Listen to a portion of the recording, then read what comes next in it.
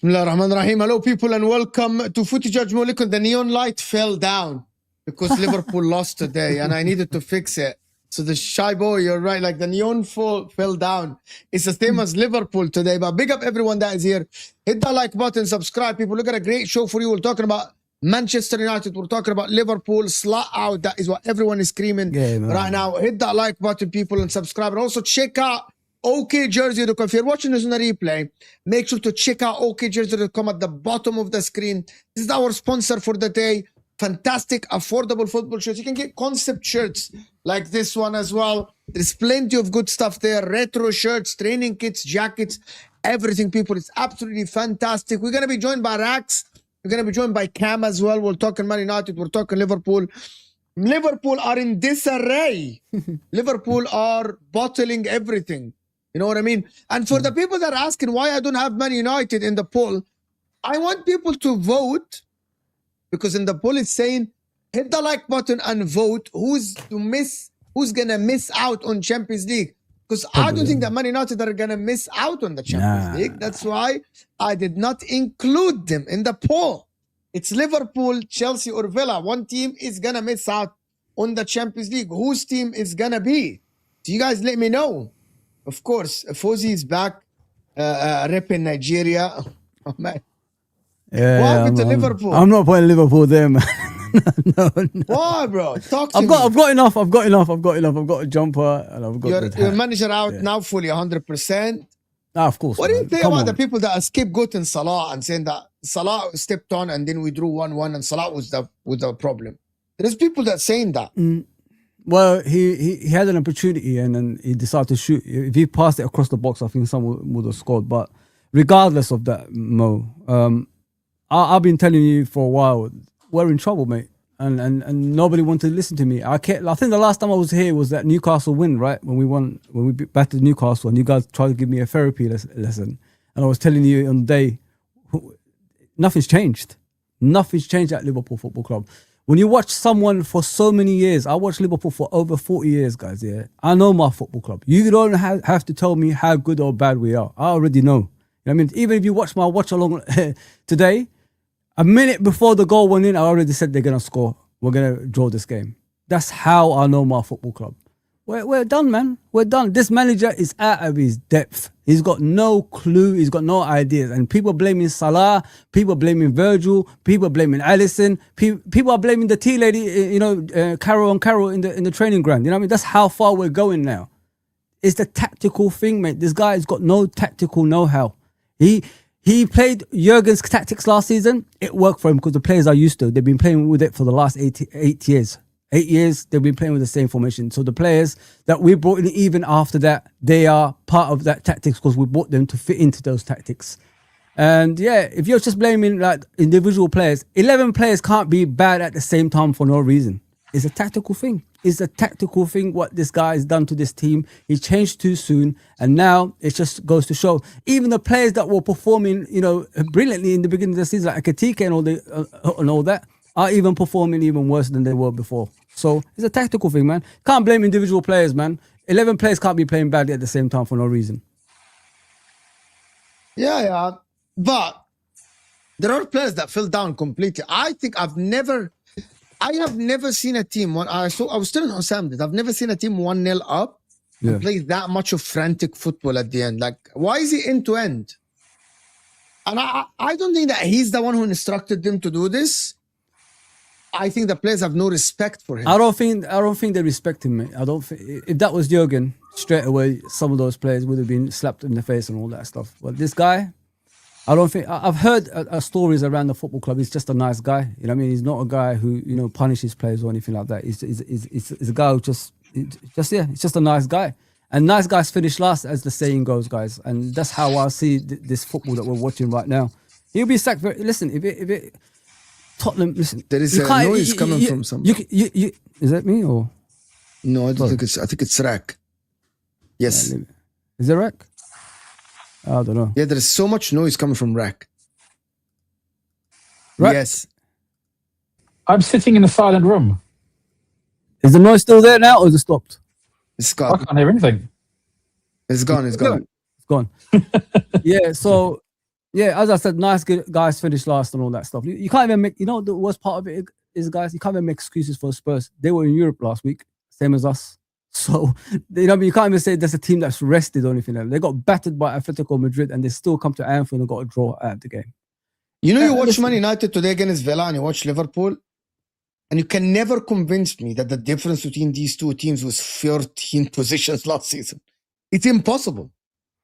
You can never convince me that the difference between these two teams were 14 positions last season. Let me say something, Mo. We're lucky we're not in Spurs' position, because if we was there, we'll be in deep trouble. Let me just put it that way. I saw a tweet that Paddy Power put out, and they're like, we're lucky, mate. The Spurs versus Liverpool game is an advert for La Liga, and I was like, oh, jeez.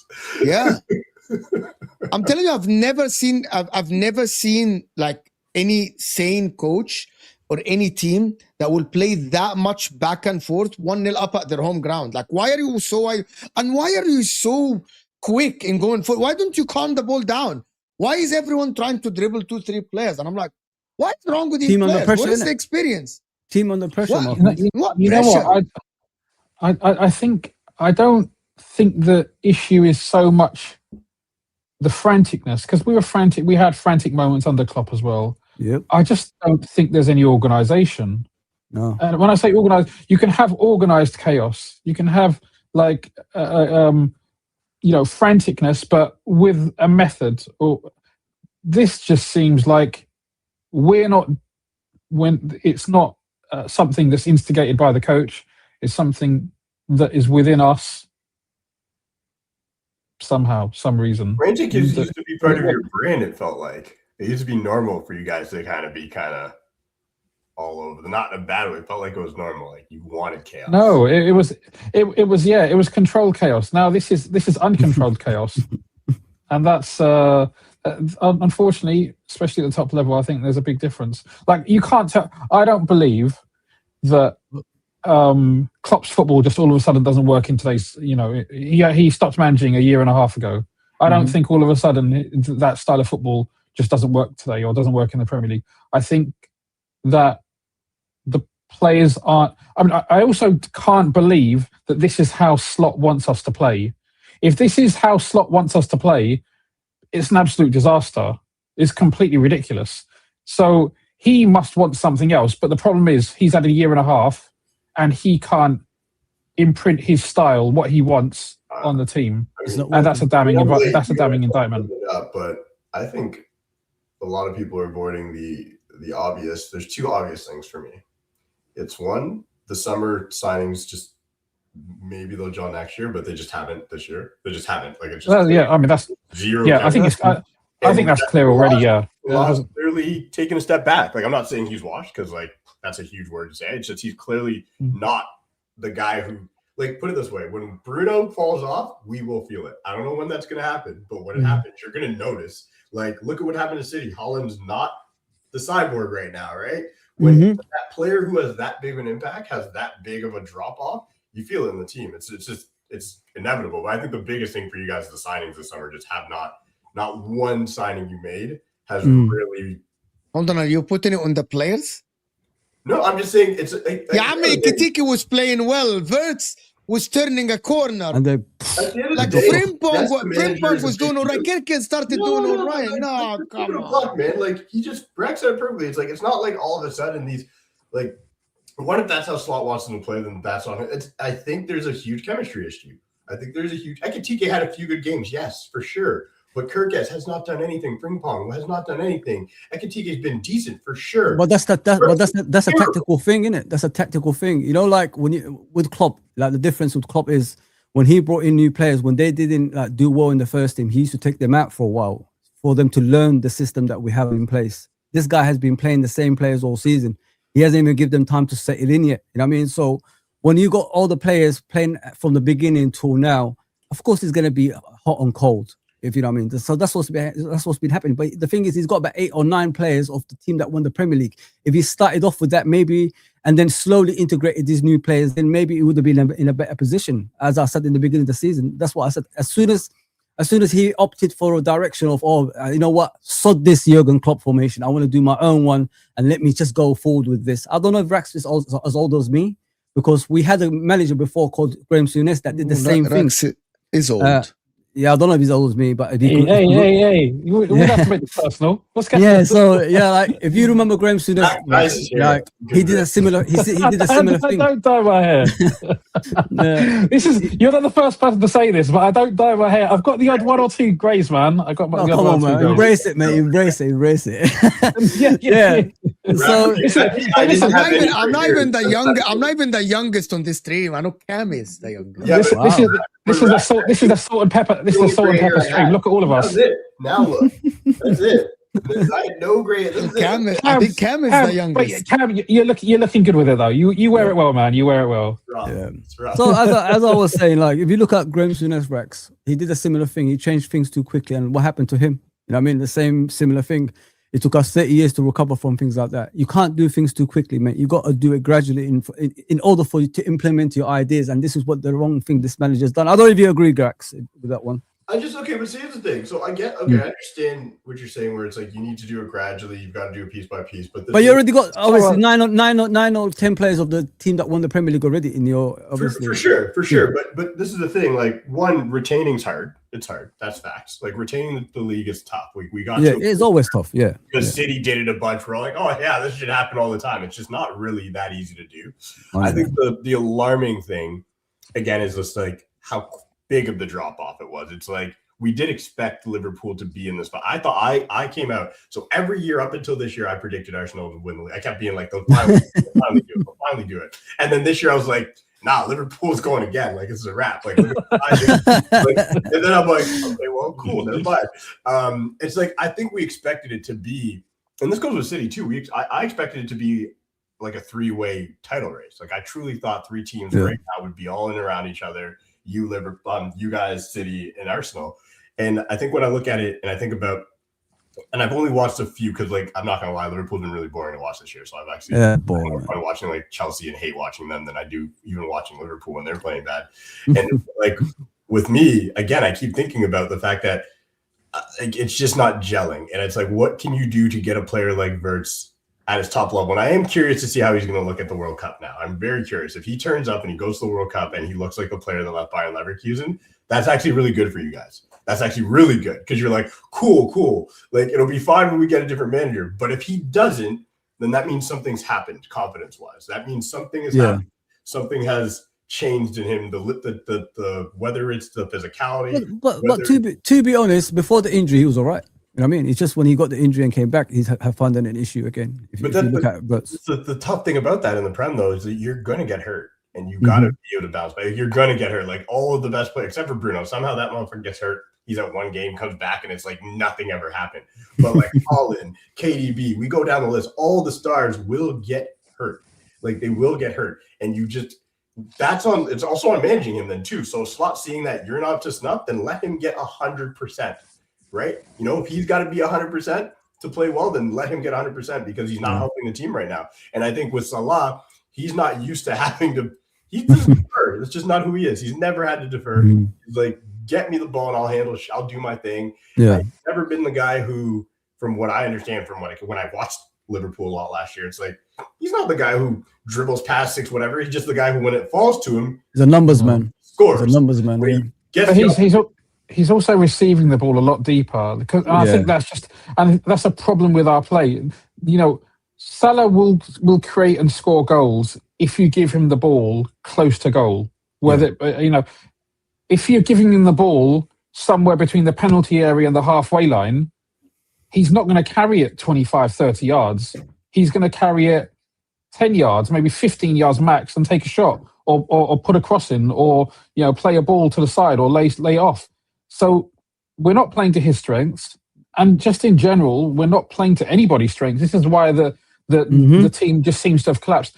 All the strengths that we've had before are just not there, and we're not trying. Well, maybe we're trying, but we're not succeeding in you know, playing more like last season. Part of that obviously comes from the opposition not allowing us, and that's part of football, right? But we need to be doing better. This is my issue with Slot. I will give him a block. I've been one of the last fans that I know of, you know, who regularly do the kind of YouTube thing. I wanted to give him as much time as possible, up until a few weeks ago, and I'm like, okay, look, I've given up on this season in the sense that I can't see us winning the Champions League because our defense is just not strong enough. I think if you're not the best team, you do need to have one. You need to be solid. When we won it in 2005, we conceded 3 goals in the final, yes, but we were solid. We played Juve away from home, played Chelsea. I'm going to say that. Yeah. Virgil's washed. He's cooked. I won't say Salah's washed yet. Virgil's cooked. After what I saw today, that what people are saying, oh, it's Robo's fault, it's whatever.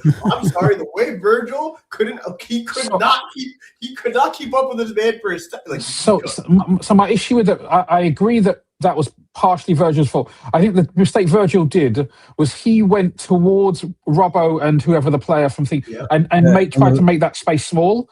Yeah. And what he really needed to do was to give himself more space, because if there's any kind of flick on that doesn't go where he wants it, then he's out of position.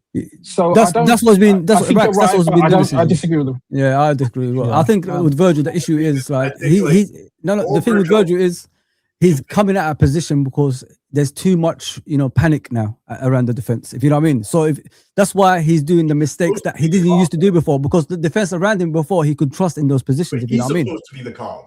He's supposed to be the. I know, but he's panicking now, bro. They're all panicking now, man. Look, that's why none of the players come out of this season with any credit. I don't think. No. Maybe you give a little bit to Ekatike or some stuff like that, but you know, like, yeah, you know, I think he's been fine. I think he's been okay. I think he's been good.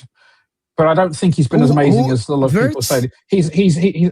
No. I mean, Szoboszlai has been good, but he hasn't been as people are making it. Szoboszlai is the best midfielder in the league. No. Like I've seen the shouts. I've seen it on YouTube. I've seen it on YouTube. I've seen it on Twitter. Szoboszlai is the best midfielder. He deserves a shout for the best midfielder in the league. Bro, Elliot Anderson has been more consistent. Let me say something about Szoboszlai, guys. Yeah, Szoboszlai is no different from the Szoboszlai that was last season or the season before that, because the only difference is in Szoboszlai scoring a lot of more free kicks. He ain't creating chances. He ain't really scoring from long range either. So what's changed in his game apart from the free kicks? So that's how I see Szoboszlai. I don't know what's this. You know, he's the best midfielder and all that stuff. He's a what do you call it? What do you call it? Everybody else was up there when Szoboszlai was performing at the same level as before, as he is right now. Now everybody's dropped. He's looking better than most because he's consistent with his performances. That's the difference. Yeah. This shy boy in the chat says it. He's been the best of a bad bunch. He's been the best of a bad bunch. Yeah, everybody's dropped off and he's there. Yeah. I mean, The I love post has it. been. I'm extremely. I see that. I see that smile. I see that smile, Cam. You don't have to say it. Your smile says it all. One of my favorite seasons in the last couple of years, even though we're not going to win shit.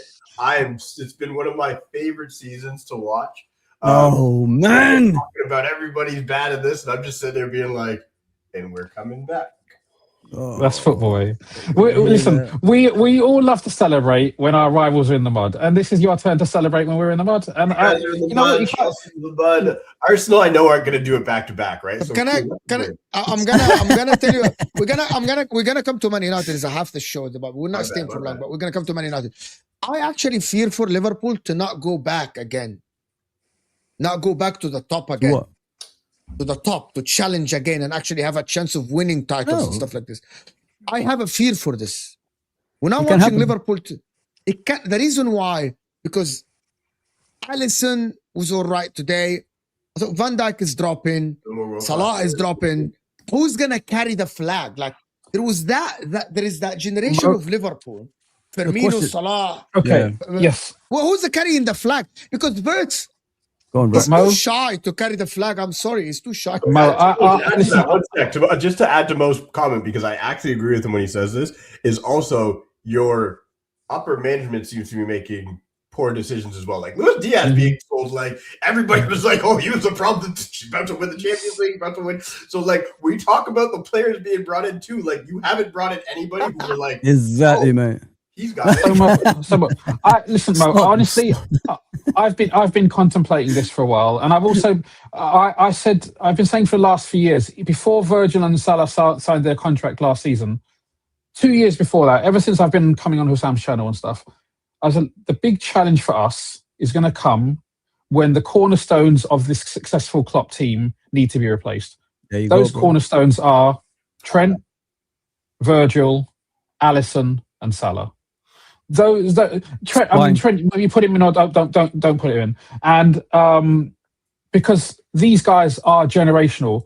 Alisson has a shout for being the best Liverpool goalkeeper of all time. Yeah, right. Virgil, it's only him and Hansen. You pick your poison. If you saw Hansen play, I didn't see Hansen play, but at least not. I saw bits and pieces, but. And then there's Mo in his position. He's an all-time Liverpool great, arguably the greatest, right? So, how do you replace these guys? I was on stream with you and actually Rex, can I ask? But I need to answer. Can I ask a question in there? No, but one second. But my answer is, we don't have to replace them. The reason why we don't have to replace them is football is a team game. Arsenal don't have the best defender in their generation. They don't have their best right wing in their generation. They don't have their best goalkeeper in their history. So these things can be made up by building a strong team and a strong squad. That's the only way. If we're looking for a replacement for Virgil, it ain't going to happen. Because it's taken us 35 years to find a replacement for Alan Hansen. We haven't had it, so that isn't going to happen. We ain't going to. It's highly unlikely we're going to find a replacement for Alisson. But you always get something close, though, Rex. You know what I mean? Something close. You can get something, but that's why it's all about teamwork. It's a partnership thing, isn't it? We need to form the partners. We need to get two defenders who can form a solid partnership, who can adapt to how we play. We need to create a front line, which isn't going to be the same as Bobby and Mo and these guys, but it maybe does something in a different way. And that, I believe, it's because there's always good players out there, and you need a manager and you need good recruitment. That's easier said than done. That's not easy, especially at the moment. Teams are a lot smarter now than when we did it first time round, 8-10 years ago. Rack, I'm going to interrupt you real quick, though. I'm done. That's it. No, the reason I'm going to interrupt you is because the chat's been saying we've been polite, we're a good panel and all that. I'm going to be rude. Like the fucking video, then. You guys want some there it is. Like the fucking video so we can keep being polite and having a good conversation. This is exactly. I like because Mo never tells me who I'm on with, and I like when I come on and it's people who I don't know what you're gonna do, but it's when people who I can actually have a conversation with where I don't want to lose my shit on, because sometimes Mo will sneak me in on a channel and be like there'll be somebody he knows I do not want to be on stream with, and I'm just like Sometimes the spicy streams are good. I like them. But anyway, back to because Rack, we had this conversation. I can't remember. It was on Mo's channel. It was like, and it wasn't too long ago where I said I was being very respectful. I'm like, you have 3 generational talents, and when they go, I'm going to be dancing on your grave. Yeah. Dancing right now because it happened way earlier than I expected. I did not expect Virgil and Salah to both fall off at the same time. And I'm not Virgil has not dropped off. Okay, Virgil has not dropped off as much as people say. I don't think so. Yeah, I think he's doing too many stuff now. He's making mistakes, but I think people are taking it to the extreme, to the point. Like, okay, I'm gonna tell you something. If Salah dropped from a 10 out of 10, because listen, Salah's season last season is the benchmark for a player in the Premier League season, because he got the most GA basically in the history of the Prem for one season. For Salah to drop, to be honest, to a 3 or a 2 out of 10, Virgil van Dijk from dropping from a 9, he's like a 5, 6. Van Dijk still, from many games, carries Liverpool defense. That Liverpool would lose. He carries the Liverpool defense. I understand all that, but I'm just saying, Virgil van Dijk used to be a player for me when I'd look at him in defense, and you just be like, because, and this is the thing, the reason these 2 players have fallen off, in my opinion, is because I think they both depend heavily on physical attributes. I do think they both depend on speed, strength, and that's what, like, we're all old men here. When you get older, it just happens. The legs. Why are you doing this, man? Why are you doing this, bro? I used to play football, man. Relax. You're right. He's right. This high. You can't do. You think you can make that. You like, for instance, Virgil today. I know in his mind, he probably thought he could make that space up. He was like, it's fine. I'll recover, and then he couldn't. And that's I think that's happening a lot to your team. And I'm not going to sit here. For the people that Cam, to piggyback what Cam said, Salah today, there was a clear pass for Ekitike, right? I'm telling you, this is hip. Only older people will know what I'm talking about, that played sports at somehow higher level. Any sport, is football especially. Jamie Carragher spoke about this. His hip didn't give. His hip didn't give the power that will actually. I know that, bro, because I've been there. Because I know that Salah saw the pass. He's in his mind. He knows this is the right pass. This is the lane. I'm passing it. He kind of drew the goal in his head, but he just couldn't do it. The pass went like this, right? But Salah has an excuse, as Osam says. What was Vert's excuse shooting with flip-flops today? Did he forget his cleats or something? What with football boots? What is this, bro? What is the thing with the Virgil talk? The reason why I don't think Virgil is washed. You know, I've on your channel itself. I've been gone back and forth with Arsenal fans saying that Virgil he isn't washed, because even this season, in the game we beat Arsenal, Virgil got man of the match, and people were praising him. There's been several games this season where he has been really, really good. So I don't believe Virgil has dropped off. I just think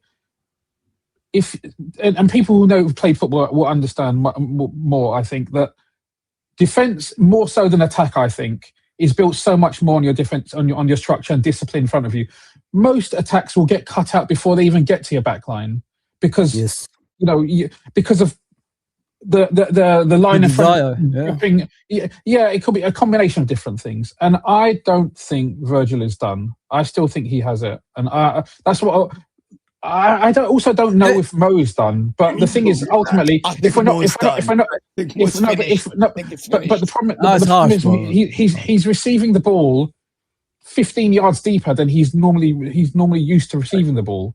So to make up that ground, I think like if you play someone, you're asking him to do a completely different role than he's done before, and that's a function of the team. The team has dropped off. Now, did I expect more from him regardless of that? Yes, absolutely. He's underachieved still. The stuff that he came out and said in the before going to AFCON and stuff, that doesn't help. But the team is awful, and ultimately this will be his last season. I think it's fair enough. I expected him to go when he signed the contract. I expected him to go. So here's the thing: who do you know what's missing in the Liverpool team? I'll be honest with you. The only thing that is missing is a solid DM. I think if you guys had a solid DM that could actually distribute the ball very well, also shield Van Dijk. I'm not saying Van Dijk is done, but at this certain age, there's certain things you don't want him to do. For example, tracking back against the player. he doesn't know if a player is going to run at him at 30 kilometers an hour or not, and he can't keep up with that, tracking backwards, right? Not because he's not good. He becomes a positional defender at this stage because you're not as fast as you were when you're younger. You're not as quick, which is fair enough to say, but you're still experienced. So if you had a good DM, somebody who could actually shield or play the double pivot, Van Dijk has always been, in the chat. Go on. right. Van Dijk has always been, in my opinion, the best ever individual defender I've seen in my life, ever. It didn't matter if Liverpool were going to press high. It didn't matter. Liverpool and no, that's individual defender. Vidic, but that's fine. No, but Vidic, I like Vidic. I thought Vidic is a phenomenal defender. He's so underrated. Vidic and Van Dijk, really? Vidic is the only player to ever win Player of the Season twice, bro. I'm sorry. Different football. Right? It's different brand of football, guys. It's different era, different way of playing football. Yeah, But Virgil van Dijk is so good in reading the game that he allowed Jurgen Klopp to have his line higher 10, 15 yards. And he has the midfield to push because he can read the game very well. I think the problem now is not only that Van Dijk can't defend individually. I think what is that the volume of the number of times he has to defend individual is ridiculous. You're not going to be able to do it 20 times. There was someone in the chat. Gunner's Delight. It says exactly, Virgil is having to do way too much. The demand's being placed on, he can't be everywhere. He's having to put out fires all over the place. And inevitably when you do that, and when you do that, then inevitably you're going to make more mistakes. Exactly. You can run then. Honestly, here's a question for you, Liverpool fans. I threw that in there just as that one in there. But here's a question then. Okay, so we know you don't want Slot. So I know all of you probably want Xabi Alonso. That's my guess. That's probably who. Honestly, I'm not wedded to. I'm not wedded to any particular manager. I haven't seen enough. And Xabi Alonso was obviously successful by Leverkusen, but okay. I'm not. But I'm also not a big fan of three at the back in general. No. I don't want to go back to that. He may change my mind. I don't know. Okay, so we don't know about managers. You just said this is Salah's last season. Hi, Kaya. You just said this is Salah's last season. Sorry, my kid burst in here. You just said this is his last season, and if this is his last season, then realist, come here. Then. Come real quickly. Hi, say hi. Say hi. Okay, now go. Hello. That's a quick one. no, go. I go. Okay, so she's got no pants on. So if that's a Steph, can you grab that, please? This reminds me, remember that BBC interview where the kids run in the background? Yes. They're working from home. So, and then the mom so Salah's done. Sorry about the interruption, the intermission there. So that if Salah's done, who are you thinking right wing? Because for me, wingers are very hard to find right now. Just to cross the I can't think of you. We need a left wing. I don't know what the hell we're looking at. So who are you thinking for right wing? Who would you like, or just hope that there's somebody out there? I have no idea. Honestly, people talk about Diamande, the one at Leipzig. That's the one they all talk about. You could play right across the front line. You could play in the right, in the middle, and obviously the left side. So there's a bit of money about him, apparently, from what I've heard. So that's the one they're looking at. I want to move from Liverpool a little bit to Manchester United because there is a discussion that I'm going to have tomorrow, but I want to have it today. But listen, Tier say people crowning Bruno player of the season. Your vote is only 10%. Manchester United look very good. Do we think Bruno deserves the shout to be player of the season this season? I think he is player of the season. I don't even think it's a I think at the end of the day, he's probably going to break the record. If you break that record, KDB. What is the record? 20 assists, most in EPL history. If you break a record like that, where the holders are Thierry Henry and KDB, and you're in a team that's in the top three, it's not like he's in we're struggling. You're in a good team right now, decent team. Yes, we're not where we want to be, but when you break a record like that, and then you look at, let's be honest, Arsenal's team's a great team right now. There's no standout player that you would go that. Is a team in it? Is a team. Declan Rice maybe close, sure, but that's about it. And he's had to drop off even. I'll say Gabriel. Gabriel is, but you know what I'm saying? When you think about player of the season, it's a player who literally you look at and you go, yeah, that guy's been incredible basically all season, and that's been Bruno Fernandes for me. Like, it's like even when Emery had him sitting so deep, like. But do you see the difference though with the team that's moving forward rather than like all congested everywhere? Now the players are running off him and he can make those passes. Today's passes, what I saw of him today, it was amazing. Well, that one pass too. When you think about it, and this is where, and I'm going to wax lyrical about this guy because I've been on the Bruno train, and I've been in somebody who's always had Bruno's back from day dot. Like I've always said, my favorite player, plain and simple. When the pass he made from that left wing, from how deep he was, like that was nice. That's where you're like, good. Straight on the run. Straight on the run. You don't need. He can fall. Like he's got so much pace. I mean, he doesn't need pace. He doesn't need strength. Like that for me. That's why I think you have to keep Bruno around for until the legs fall off, because look how he legitimately didn't need to do anything. He just stood still. Whoop, pop, perfect. He did the same one for Sesko as well. Should have scored though, to be fair. Sesko should. I think he should have shot. He should have really shot. I don't know.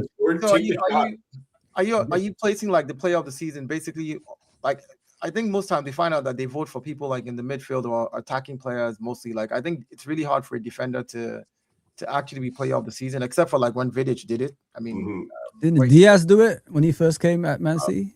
Something like that. I don't remember. Diaz did it. Yeah. Diaz won it. Yeah, so again, I mean, because again, you can say I can agree with you like what Bruno Fernandes has done this season so far. You know, if he breaks that record as well, amazing. He should be in the shout for player of the season. What's he on at the moment, Cam? 16. He's on 16. By the way, that's 16 assists. Yeah, we're not talking about goals. 16 assists. But then if you look at 7 goals and 16 assists, so he is. That's solid. He's accounted for, guys. He's accounted for 26 of United's points. His goals and assists have accounted for. Meaning, that's solid for regular people, not the Salahs. Like like this is like an average season for Mohamed Salah, bro. 26 points. Like without your goals and assists, we don't get 26 points. That's crazy. Yeah, but again, it's similar if you looked at a defender like Gabriel, for example, who already has 13 clean sheets in all the games that he started. He's also responsible for 3 goals and 4 assists as a defender already so far now. So if you're putting those type of numbers for a defender, which means he's kept us clean sheets that we've won games in, he's also contributed 7 goals and assists in games that we have gone on to win. So I think those two are standout candidates, and maybe Declan Rice too. But I think they've all got solid cases. I wouldn't be mad if Gabriel got it. I just think when you do something. By the way, Gabriel, I don't think Gabriel is in contention. It's Declan Rice and Bruno Fernandes. I would put Gabriel over Declan Rice at this stage. Absolutely not. Without Gabriel has made mistakes. Listen, even Haaland, right? I'm not saying he hasn't made mistakes, but you have to look at. You're talking about Bruno Fernandes has made mistakes this season at the beginning of the season. Yes or no? We can count mistakes he's made. I mean, we're talking about the positive. I mean, he has not been perfect. He's not been 100%. I've heard we all make mistakes, Mo. Even you. Yeah, I've heard your fan base criticize him after getting. Okay, but damn, my fan base is based. There's people in our fan base who still won't give Bruno flowers. I agree, but then wow. Yes, I think we know a few of them. Yeah, we do. Guys, we stream with some of them all the time. One of them I don't respect at all. Guys I respect and really like still don't like Bruno. But there's I'm not even listening. I'm talking about the ones who are serious, who actually blame. Like he's made mistakes, we know this, but he's also given a lot to the team this season. But I'm also someone like Haaland, who actually has the most goal involvement. Haaland has the most goal involvement. He has the highest assists for City and the most goals for City right now. Yes. And City is the second highest scoring team. What a big of a drought that he's gone on, though. In my opinion. I don't know. It's a drought of goals, but not of assists, though. And this is what I'm talking about again. It matters, though. Dio, he's a striker. Like his whole thing is you got to score goals. I agree, but he's still the highest goal scorer with 22 right now. Nobody's caught up to him. So yes, he's a striker. He's got to score. He's on a drop, but then he's added assists to his weaponry. So as a player this season, he has the single most goal involvement. So, Dio, though, quick question on his goals though, and I'm curious. I don't know. I don't follow like closely enough to know what he's like where those goals have come from. But for me, like when I hear like in your strikers, an example, like I have no problem with your striker, Gyökeres. He's a striker. He's scoring goals. He's doing it. I don't care how it looks. But for me, when you get like a brace against a brace or whatever, these 3-2 goal involvements, when it's like 4-2 against a team that you've already put away versus the goals that really like win you matches, that's where I think Haaland, I'm not calling it a stat pattern because you score goals, you score goals. I just think, has Haaland scored a lot of really impactful goals that have won them games? I could be wrong. That's my question. He has. He's scored goals that have actually won them a lot of games. He scored goals against big teams as well this season. He scored when it mattered. And again, it's just this January that he hasn't been scoring, but he's added assist to his game. And I think that's because of the change in system. When you bring in a Semenyo, who's a goal-scoring winger, you're trying to take goals away from Haaland. They're going to try and occupy the same space. So again, somebody's going to have to feed somebody. And Haaland has transitioned into being someone that's fed Semenyo. Semenyo has scored, 6 or 7 goals? I think Haaland is responsible for maybe 1 or 2 of his assists, and then the others are from, like, I think Cherki or somebody else. So, like, again, you can see the transition because of what has happened since they brought in new players. I like to put context around it all. My thing is, I know his job is to score goals, but if you're changing the surrounding around him, and now he's assisting, and he now has the more goal involvement in the league this season so far, I mean, that's a shout as well for me. I don't like City, and I don't really like Haaland. I think he's a robot, but I can't take away his goal involvement this season. Like, goals and assists, he has the highest. I don't think Haaland's going to win it. I think it's going to be Bruno. No, I didn't say he's going to win. I said, but I don't think that Haaland is going to be in the conversation when people vote. I think it's going to be Declan Rice or actually Bruno Fernandes. And I actually think it should be Declan Rice. I think he has been one of the most consistent players in the league this season. I think Bruno Fernandes, as much as he contributed, I think in the beginning of the season he wasn't doing great. He was doing all right for playing deeper role. I remember he was top of the charts as well for creating chances and stuff like this. But it's not my fault, and it's nobody's fault that the Man United had a manager that played him in a pivot. You know what I mean? That is not it's not our fault. I think the problem is what Bruno Fernandes has done recently, which is people have short memory, is what might give him the edge over Declan Rice. And that I think because Arsenal are in the Carabao Cup final, they might win that. Arsenal in the Champions League, Declan Rice is the most important player for Arsenal now. I think Declan Rice should win it. Just because he's the most important player for Arsenal, and because they don't have a standout player in the attack. Because Saliba and Gabriel are good, but I don't think they are Declan Rice. I know Bruno Fernandes had 16 assists. So I'm going to list off a list for you here, because I get the whole, like, their team's winning everything, meaning, like, you got to look at the player who's most important, so they should win. Yes. Salah 2022 won it. I'm pretty sure that's the year they won the league, by the way. No, they didn't win the league. No, we didn't. Right? So KDB 2020 didn't win the league. Salah 2018, Suarez 2014, Bale 2013, RVP 2012. I keep going. There's plenty of years. Rooney 2010, Gerrard 2006, Henry 2003. Like these none of those years. No, but each one of these had an exceptional season. Bruno Fernandes hasn't had an exceptional season. The assist record is you can't. He might not break it. How are you sure he's gonna break it? I'll put my money on it right now. He's breaking it. Oh, there we go. There we go. He got it out. He must be a rich man. Must be a rich man here. I got a house in Toronto. I got enough. I'm good. Did KDB win a player of the season when he set the last record for assist, goal and assist for the season? I mean, assist actually. I think he had 15 or something. 6, something like that. Yeah, that's a very good question. Very good super chat, actually. When KDB in 2020? What year did he set that record? I think that was 2020. That was 2020. We were. You know what? It was weird because I think Liverpool won the league that year, but I think KDB, because the 2 previous years we finished second behind City, but Mo won it the first season, Virgil won it second season, and then ironically we won the league, but KDB won the player. That was the year he won the playoff season. KDB won playoff season that year, right? Yep. Okay. Yeah. Yeah, but have you know, like, but yeah. So do we have value and pressure on Haaland and Rice versus Bruno Fernandes? Do you think there's way more pressure on Declan Rice than on Bruno Fernandes? On someone is. Yeah. So sure, okay. They're going for titles, aren't they? Earlier in the season, yes, for sure. But now I don't think so. No, I think right now there is way more pressure on Declan Rice. On them too. There is way more pressure on Declan Rice than on Bruno Fernandes. Like, if Bruno Fernandes made a mistake in your next game, right, and you drew that game and you still came third at the end of the season, you've met your goal. If Declan Rice makes a mistake in the game right now and we drop 3 points, we want him sold. And it's sold. We lose the league. That's more pressure on anybody by default. I'm not saying this is not about who's better. Yeah, so it's ordinarily the positioning of the two teams, there's more pressure on Declan Rice because of scenarios. You know, like the goal that he caused 2 games ago where he was trying to play out the back after we scored, and then Tottenham just overturned the ball. and equalize. If we did not come back from that game and we drop points to Tottenham, that's insane pressure. With Bruno, he's playing freely now because he knows he can get you guys to where you're supposed to be. So the pressure on him is not. To be fair, Bruno's been like this for years. Yes, this is so, just this is. But I got a very interesting question when I was watching Man United. Moving on from this, someone look up Klopp's recent quote on Bruno. Again, with managers, coach on players and all this stuff. What do you say? My man Timo, I think he said that Bruno Fernandes is the best player in the Premier League this season. I don't know if that's actually true or whether it was just someone's put it on Twitter, but I have seen that quote floating about on Twitter, so maybe. I mean, it's easier. I can make an AI video and make him say it, and you think he said it. So it's all right. I want to actually go to the football that Man United play and the utilization of players like Mbuemo, like Cunha and Sesko and stuff like this. I swear to God, I was watching Man United and Terry brought this up on the match. He said the win percentage is 77%. Man United, it's impossible for them to continue with that win percentage because if they continue that win percentage, they will win the title next season, right? They will win the title. But I'm looking at this Manchester United and I'm like, is this Man United team next season? I'm not going to go into 2 games a week thing, right? I'm not.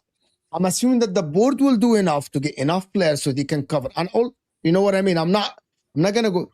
This Man United team can go challenge the likes of City and Arsenal next season. Yes, so long as we do, like you said, exactly. And this is the thing: I'll say without issue, there's no evidence against this current regime that they won't go and do it. To be fair to them, since they've been here, they have bought plenty, they have sold who they needed to, and they've brought in big players that make a difference. They're clear. They have a clear strategy, which is prem proven. So you can expect that we're going to go after midfielders who are prem proven. You can expect. But the thing is Carrick going to be here? I mean, what about the manager? Are they going to go after Are they going to go after a manager who's prem proven? Yeah. So here's the thing. We'll see about that. Carrick keeps this up. Well, Arne Slot is a prem-proven manager, though. He won the league, though. Get out of here, man. Arne Slot is a prem-proven manager. Guys, 7 out of 9. You know? 7 out of 9 is you can't at this stage scoff at it. It's the way. No. Here's the thing, looking at Carrick, and this is as somebody who's been like, I'm not trying to give him the job until the end of the season. I still stand by that. But I also have to have an honest conversation about what I'm seeing. He's won games on the front foot, being ahead and dominant. He's won games where we've been trash and had to pick up ugly wins. He's won games coming from behind. He's won every single type of way. He has managed the team extremely well. He lost Dorgu. He's like, all right, cool. Let's figure out what we got to do. Fluid front 3. Cool. In some games that didn't work. Let's get Sesko. By the way, Sesko has been, in my opinion, the best striker by at the moment between him and Gyökeres for me. It's like at the end of the day, when you look at impact on the team. Why are we involving Gyökeres in this conversation? No, I didn't say it in a bad way. I know, but why do we always have to? No. It's like if you're gonna say because if I'm gonna say he's been the best striker by, I have to put in like. Besides something. Based on what? Based on goals scored, or what are we? Based on impact for the team and goals scored. Yeah, he does a lot. He does a lot for the team now. Based on impact. Okay. Sesko's won 4 games for us. It's insane. It's actually nuts. He's come on and scored and tied. He drew another one. Gyökeres has won a lot of games for us, but I'm not even keeping tabs. I'm at the top. I gave it props, Dio. I didn't say anything negative. I said you can never say anything that is remotely close to anything that has anything to do with a little bit of a criticism of an Arsenal now. Never. You can't.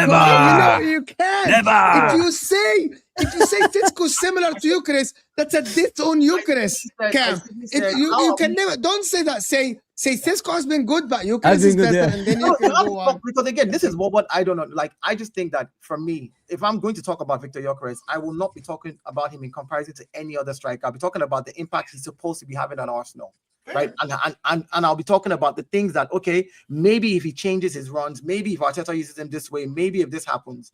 But when it's like, oh, Bayern, like, if I'm talking about Gyökeres, I suddenly go, yeah, he's been better than Sesko. This, I didn't say better though. No. I think he didn't. No. He's had better impact. I'm like, you can't compare the impact. Again, this is why I say you can't compare. But Dio, the thing is, you can't compare the impact because one team was struggling in 15th position to come back to third. Another team is fighting for the league. So if you're saying he has made more impact based on what they have to be fighting for the same thing. For me to compare them, I'd be like, oh, this guy made more impact and got this team up more than this team. You see what I'm saying? Like, if it's a City, like Haaland has had more impact for City than Gyökeres has had for Arsenal. Simple. Regardless of whether I'm on top or not. You know what I'm saying? Sesko is my bad. Yeah, that's all I didn't realize it was a trigger. It's done. All right, But so don't you think with Sesko, he's been released more now, like compared to what he had before? So Carrick came in and has figured out how to use this kid. He's figured out how to get his confidence to the right place. The fact that he can, like the announcers today, they were cracking a joke. They're like, "Oh, super sub, you don't always want to keep coming off the bench and scoring because that's not. They're going to be doing that." And then he scored, and they're like, "Damn, okay, we were kidding, but there it is." And what he did today, and his movement and I don't know how Carrick unlocked him, but when he hurdled the player. So first off, that to me was the bigger one. He jumps over a man, gets the ball, swivels, and is able to get a shot off. To me, that is all confidence and desire. Yeah. Like right there, that was all confidence, desire. I want to score a goal. And I think when you look at Carrick's impact in that sense, it's hard to start thinking about other managers because you're like, look at what he's getting from the players on the pitch. Like we weren't great if we're going to be honest in the first. But are you worried, like, because we haven't seen him with a struggle? We've seen him with obviously playing this way of football. How about when he starts struggling? Can he come back from things like that? That's the thing. What do you mean struggle? With Carrick, like we're seeing great football now. Hardly lost. I don't know how many games he got. I think one probably. Yeah. So once you start struggling, can he really get the team going again? That's what I want. What does that even mean? What does that even mean? No, because like you could have the beginning. Why are you assuming that they're gonna struggle? I've seen this before. I've seen this with a lot of managers. You got to ask the question. You got to ask the question. I mean, you can speak. Fair. Yeah. We were playing poorly. No. Sorry, I'll just answer it real quick because we were playing. We didn't play good against Everton. We lost to Newcastle. We played poorly against Crystal Palace. Like we had 4 games on the bounce where it was like, this isn't looking great. And Villa was a huge test. This is a game which is a 6-pointer because the gap, because Chelsea drew all the pressure at that point. Technically, we draw this game or drop points. You're like, you didn't take advantage. I think to answer your question, we've seen it now. He showed today. Comes out, we played not great first half, not bad, but not great. Clearly, great team talk of that, whatever. We came out flying. He handles business. So for me, I have faith that he can come out of dark times. Okay. Because even today, he could have gone back to starting Sesko up top, and instead he goes, "No, we're going to switch it back up. We're going to go fluid 4-3 and see what happens." I think he's a player. I think he's a player that if he faces adversity, he will come out of it. Because again, he's been coming off the bench, and a guy who comes off the bench and scores all the time is expecting the manager to play him in the next game, and then he's on the bench, and then so that shows his mentality. You keep me on the bench, I'm going to come and do business. Today, his goal, he was very athletic in the position that he was in for his size to spin around and hit that ball. Like he literally, it looked like a ballet dancer. Like he did a pirouette on one leg to turn around to hit the ball back at the net, and that for me, like his athleticism, you can't take it away from him. And I think that once he starts to start for you guys on a regular basis, it will build his confidence even more. But right now, he will. Like I think what Carrick's going to do, Carrick's going to keep doing this, and he's going to keep figuring out games where he should start and then games where he should. And I have no problem with that because you're in your you're an early 20 striker. We don't need you to start every game because when you get to the drought phase and you start hitting the point where like Erasmus or whatever, and your confidence gets shaken, I think you need to be able to know that you can be taken out of the team. So when you come into the game, you have that thirst and hunger. And that's why I want Carrick to stick around. Personally, I'm at this stage where I'm happy to have unless Nagelsmann goes on in the World Cup and shows me something where I'm like, because that's the only manager I've like. There's no other manager that I'm looking at that I want. Let me do this. Let me just do this. Other teams will have fully analyzed United next season. One of the things that Man United have not experienced yet, which is Man City and Arsenal experience, is respect. You're gonna see if Man United play 90% of their games against teams that sit deep.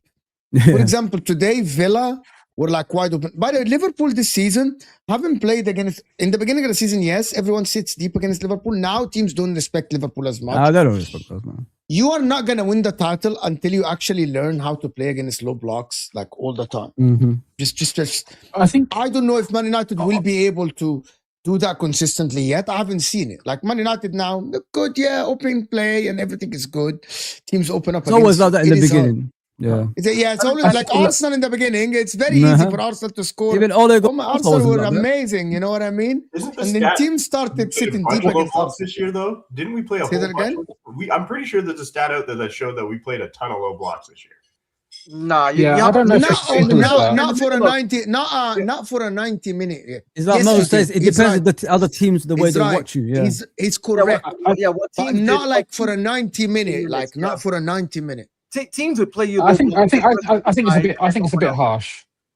I think it's a bit harsh to say no one's playing United with low blocks, and I think Carrick has done a really good job for what you can only beat what's put in front of you, right? And I think for what the teams that he's had to put in front of him, he's done well in some of the biggest games against United and against Arsenal, against City and against Arsenal. He did the business. And it's ironic because he mentioned Nagelsmann. I think Nagelsmann, one of his famous quotes is saying, "Football is 70% about man management and 30% about tactics."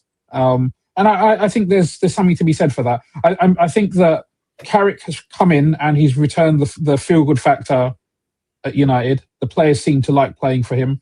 The players seem to be hungry and want to win for United. And I think from that, in terms of steadying the ship, he's done his job. I think it's the critical thing is when you want to challenge for real top honours, then you need that extra 30% which is tactical needs to be there.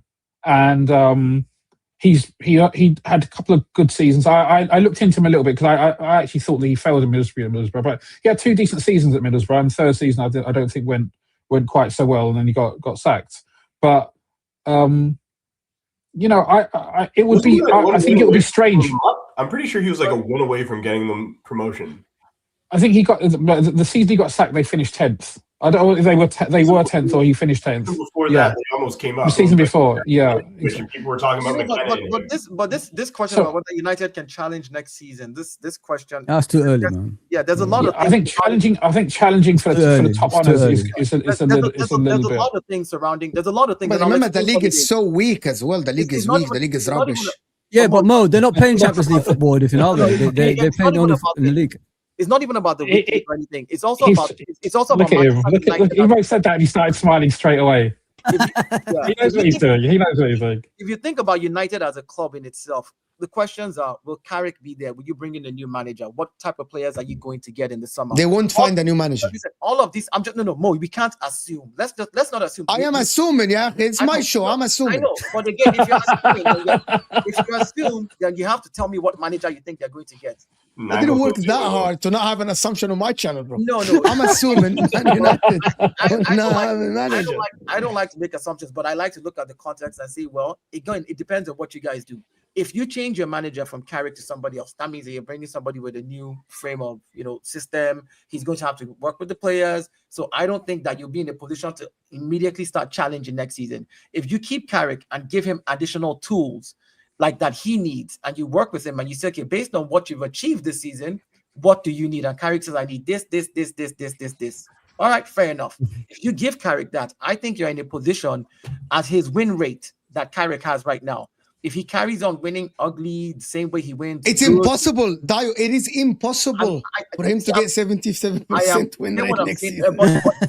But he has showed us that he can do it. So I can only go by what he showed me. I'm not the crap and put the fright in the bag. You're not winning 70. You're not getting 90 plus points next season. I'm not saying he is. Cam, if you get 90 plus points next season, you will win the league. You'll win the league. Of course, 100%. No, I'm not saying he will do that. That's not what I've said. I've just said based on what he's done now, if you give him the additional tools, then maybe you can have the expectation of the United fan to say, hey, I need you to go challenge now that they've given you the additional tools. But the thing is, Dio, isn't that the problem with Man United in the past? They did too much too soon instead of like building towards it. That's what you should be doing right now. There is no building. Okay, let me read this and then the building thing. There is no building. Man United already bypassed that building thing. Man United remind me of early Arteta. They found a way that works and teams don't respect it. The question is if they can adapt to teams adapting to them. That is another same one. That's $1 million question, right? That's $1 million question. And I think the important part to keep in mind is if we keep you guys hear my baby because I saw me on my mic. because realistically, the thing for us is like keeping Carrick, and you're right, Dio. That's part of the conversation. So it's like, if we get a new manager, will I change my tune? Yeah, probably, because all of a sudden things will change, tactics will have to change, the people have to adapt to those players. But I also believe that we're only going to get a new manager who's going to keep this going. I don't think we're going to go and get a manager like a Conte and be like, change it all up again. We did that and it didn't work. I don't think we're going to go and get a Xabi Alonso who plays 3 at the back. We're going to be like, see what's working. Can you keep this going? And the reason I keep saying Nagelsmann, the reason I use that name is because he is a manager who, for me, is a very adaptable manager. When he was playing by, he's very unpredictable. He changes his lineups. He believes in 3, 4 at the back. It doesn't matter. He'll play for what needs to happen. So that's the only reason he's the only manager I care like that I look at, and I'm like, I'm going to be watching the Germany games very closely to be like, can this manager, if we switch, because that's the only one I want, or like a Henji Flick if he gets fired, something like that. Like we have to get a winner. That's the most important thing. If you're going to move off of Carrick, you have to get somebody who has been at a big club, who has won. Because if you don't, what are you doing? You already have the understudy guy. You already have the guy you want to grow with. You already have a guy who's showing you he can win. And I know everyone's like, "Whoa, Ollie did it and all that." Sorry, but to keep it 1,000, Ollie did it, and then he had a big drop off.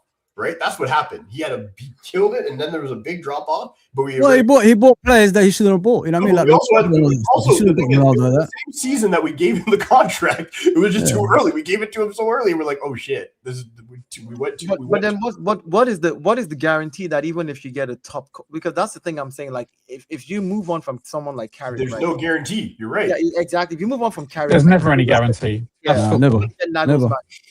Nagelsmann might not like the players you have. He might not be able to work with. He might. You don't bring him in. There's only one guarantee. There's only one guarantee. Pep Guardiola will challenge for a league. That's the guarantee. Who?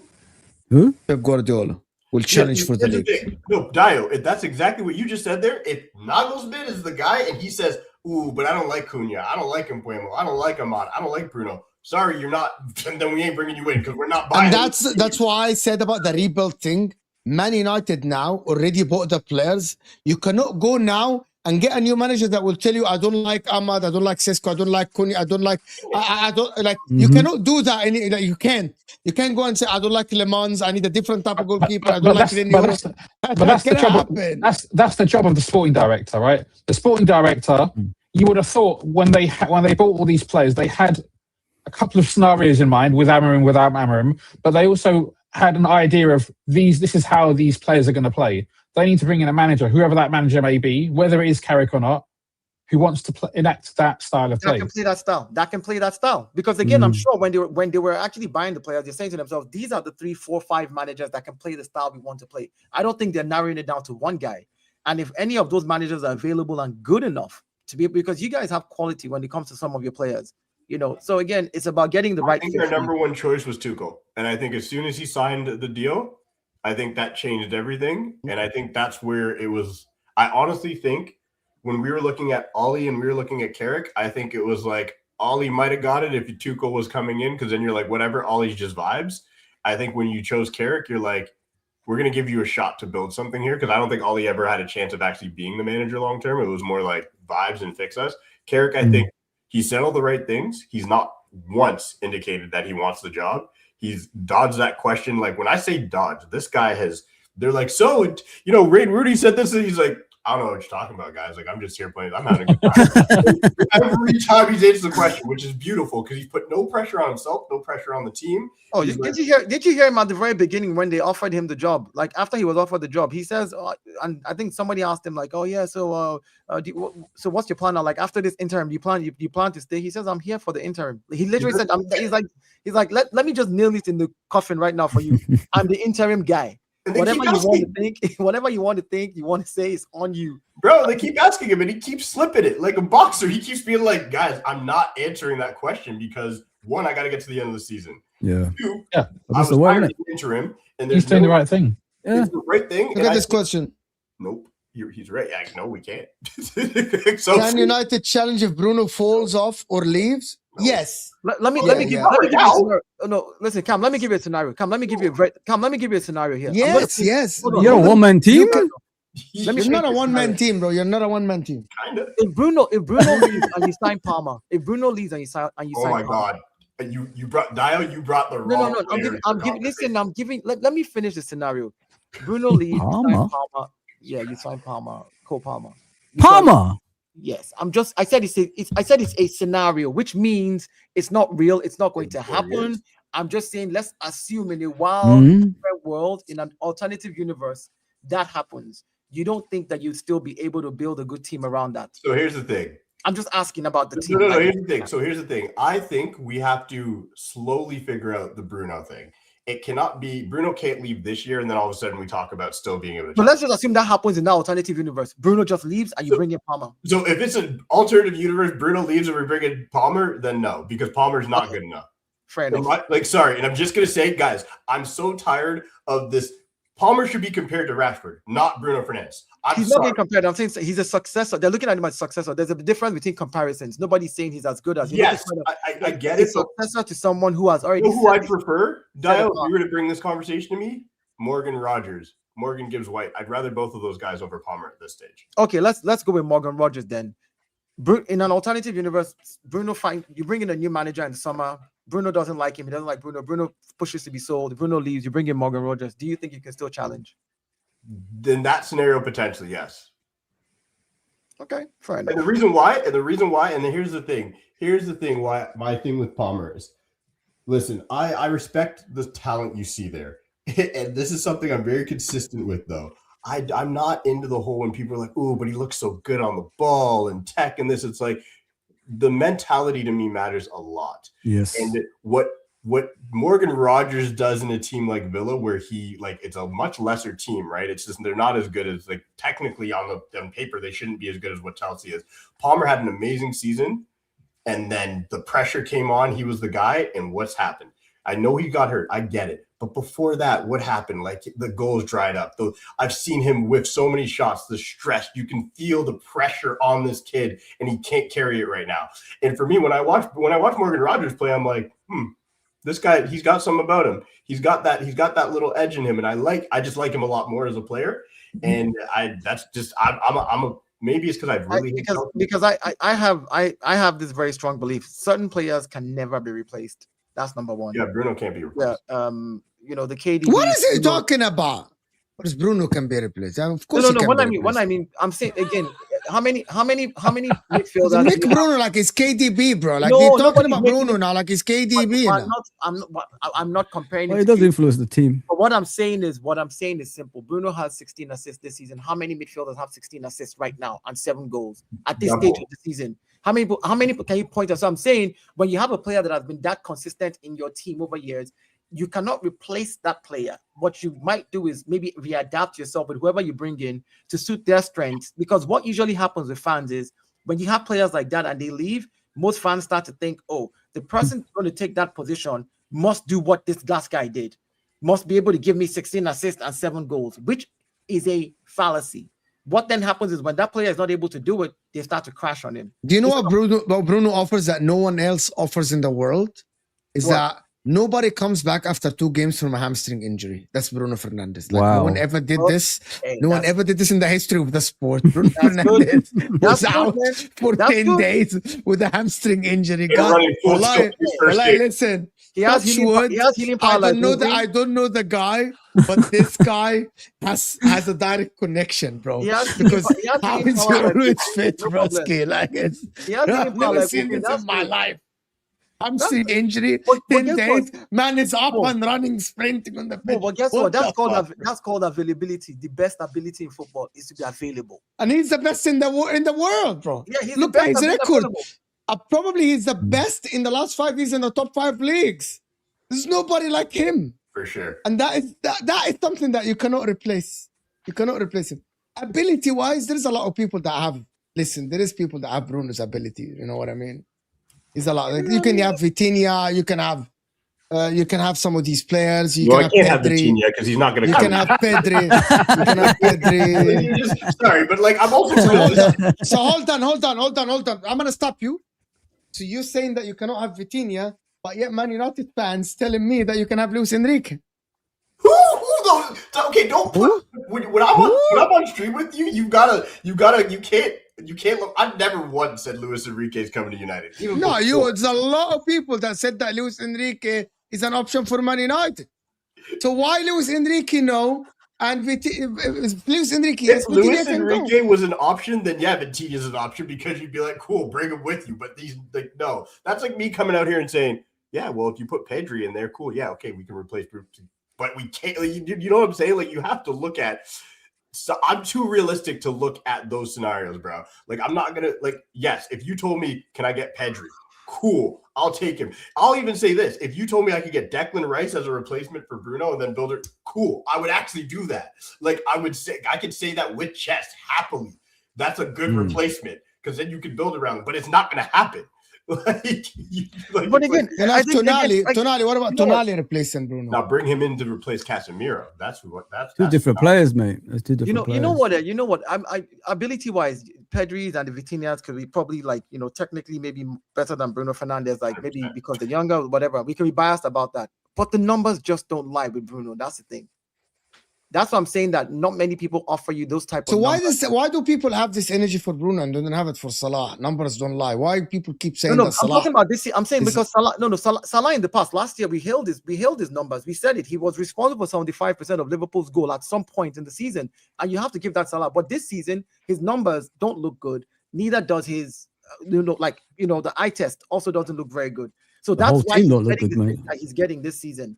Nobody's got, of course, Salah has set records. Nobody's going to take that away from him. Bruno has consistently had good numbers at United in a bad United team under Amorim, under everybody that they've played with. That's the thing I'm talking about. I'm talking about the volume of number that Bruno gives in, year out. Like this season, Vitinha and Pedri put together have not put up Bruno's numbers. But that goes back to your question, though. But at that point, that's when you pivot on your build. I'm saying talent. Yeah. I'm saying the talent level of what Bruno brings. You have to bring in a different profile who offers something else. Something different. But at least is at that level of world class. Because but hang on, do you really need that level? Can't you get a team together that can, all like have their say instead of like having one player always dominating? Yep. That's another way to look at it. Sure. I think that's what Arteta did. Arteta decided to build a team. There you go. But Declan Rice is world class, bro. Like, nobody's saying he's not. But again, his numbers, listen, but they have to pump. I'm saying, like, think about it from this perspective. I'm just talking about the numbers that the teams are contributing. Across Arsenal, the average goal scorer has scored 3 or 4 goals. Doesn't matter. No, hold on. And I'm talking, hear what I'm saying. I hear you. Declan Rice, talent, world class. I'm not talking about the individual player. I'm saying you can't really pick in the Arsenal squad, right, and say, this guy is the guy that carries the team 24/7 consistently, week in, week out. We played games without him and won 3-0. We played games without Declan and gone on to win. Yes. What have we done? But you look at Declan Rice, he doesn't dominate the game like Bruno Fernandes does. He's more of a team kind of a player rather than like individual. Does everything on his own. He does have the talent to carry the team if we need to. But again, it's not like even against Everton, Declan Rice, he was all right. He did. He was all right. He wasn't stand out for me. But one thing I knew was like I could trust the team because they fight for each other. That's the difference. Maybe that's what you guys might need to do, like going forward, build a solid team, because not very many Mavericks are out there. Like how many Mavericks are out there that you can get on your team and be like, oh, yeah. Majority of the Mavericks are already somewhere. They don't want to leave. And they're not leaving. You know what I'm saying? They're not leaving. So unless you find like a wonder kid. Are we saying Bruno's a Maverick now? No. For Bruno's for United, he's their Maverick. Every team had. Was Semenyo not the Maverick at Brentford? Oh, the hate you have right now. Was he not the Brentford Maverick? I like the guy, bro. I like the guy. But again, you guys are doing what? He's the best creator in the world. No. I'm saying Bruno is a Maverick for United. Here you go. I don't know about the world. My thing is for you. World, he said. Worldwide. Every team has their Maverick, and you have to give that particular person their kudos. He literally said the best creator in the world. Oh, this is your fault. You brought the Bruno conversation. You brought the animal out of him, man. That's for him. Mo, you know how I feel about Bruno. The moment you brought him up as a conversation piece, I was going to be shameless, and I best creator in the world. He's the best 10 in the world. He's the best 10 in the Premier League. He's going to win Player of the Season. He's going to break the record. You should never have brought him up because I was always going to give the prop after a game like this too. After a game where he dominated that we needed him to dominate. And I'm still giving flowers to the other players that are great in the world out there. I'm just saying for what he does, it's going better. And Dio, you've made some really good points where I'm like, you're right. It's going to be Bruno replacing him. We're going to see who we are when we have to replace Bruno. That is when. How old is Bruno now? What's 30? 31. He's 31. Like Oh wow. He's 31. He's going on 32. Oh. Yeah. He's going to be Okay. playing until he's 37, bro. He's going to be the next Giggsy, bro. He's going to be in Cam, there. do you sell him in the summer, Cam? No fucking way. No shit. amount of money. If you, I think the board might want they were ready to dispose of the services last summer, right? You know how Rack, that is a very good point. Come. You remember, actually, I remember now what happened last summer when the Saudi came and offered 100 million, and the The club are ready to take it. the outrage from Saeed, from Staffy, from all the people that we love, we stream with, and other people as well. Listen, and they're like, the club are stupid. They must tell Bruno. I bet you wouldn't take the 100 million now. I bet you wouldn't take the 100 million now. Because I believe if they sold Bruno for 100 mil, they might not have made Champions League football. We're dead. And Champions They League wouldn't football have. is They wouldn't have. They wouldn't have made Champions League football- Depends who they would have bought. Like, if they sold him for 100 million, they would have probably bought somebody in. But it's highly questionable at the very least. Someone on mic. So my point, Someone get right, Mike. point about this is that sometimes I know hindsight is an amazing thing, but sometimes you never wish for something before you even think about it, because they wanted the 100 million without knowing who's replaced. By the way, that replacement might have been someone Baliba. that is a flop. It was It's a gonna be flop this Baliba. season. Imagine if Gonna Baliba's be there who? and Bruno's not there. Baliba? I believe. Oh, okay. Baleba, yeah, it was gonna be Baleba actually. So That here's was the the thing. signing. And Staffy's my homie, and like I think he would change his tune right now. Even I don't know about saying I don't know him at all, but from what I've seen on his takes, I don't think it would change his tune. You never spoke to Saeed? We've never been on stream together. I've never spoke to him directly. I don't like so, but I've seen his stuff. Yeah. I've seen content, great content creator. He seems like he doesn't like Bruno. Like Flawless is my homie, and I bet you if I asked him about Bruno right now, he'd go, "Where's our league title? Yeah. For Champions League." I guarantee. No. He Like- would. No, everyone now the tune has changed about Bruno because he It's proved like, them no, wrong. I think he would still say that though, and I'd respect it because that's just been his case. But in my opinion, right now, if you take that 100 million for Bruno, you're right. We don't spend it right. Our board, and as much as I give them flowers, have gotten lucky, boys. We wanted Delap. We weren't gonna get Mbuemo if we got Delap. Could you imagine where we're at right now? If that was an actual. If you swap those two players out, we're cooked. That means we probably don't get Sesko. So we don't, like, you know what I'm saying? Like the domino effect of things not working in their favor. If Emery got his piece and said, I want Bruno out and 100 whatever M's come in and we get Baliba and we have this midfield. And then that means also, keep in mind, let's the dominoes keep going. That means Mainu's gone. So now, if all of those things were to happen and we lose our potential generational talent in the midfield, we lose our best player, Bruno, we don't have Sesko, we're cooked. We're right there holding Spurs' hands. You boil all this down to luck and not to the fact that there's some people in the back staff room there that are doing their job. Like Some for sure. Yeah, because I can't boil that type of stuff down to luck. I think there's no Dio. I'm just saying but things didn't work out. Some things. But Dale, what he said, it is a little bit because he's saying those guys were ready to take the money. But if those guys are ready to take the money, then you have to question whether that is the right course of action. Or whether you get lucky. But again, a good example was we didn't want to sell Bruno, by the way. That was Amarim. That like Bruno. That's why he stayed. Oh, really? Oh, okay. We didn't. So here's the thing. Amarim wanted him to go, and it was like quiet because obviously they were saying like, "Ooh, they've come in." But then they said Amarim talked to Bruno, and Bruno basically said like, "I'll go if you want me to go." And Amarim was like, "Oh, I don't actually want you to go." I don't think at any point we actually wanted to sell Bruno. I think the money came in, they made an offer. So that one's different. But what I'm saying is the one that would have been tough is we did want Baliba and we didn't want Maini. That was clear. And I think that's a bit of – and Delap was a very clear one. We said we wanted Delap. We said it. It was out there because it was cheap. I think you guys have to you guys now realize that Chelsea, whenever any team wants someone, that's the person Chelsea goes for. So let me tell you how They publicly said that. They The said guy it, yeah, publicly so, said yeah, that. so That's his so strategy. let me tell you how the summer should go.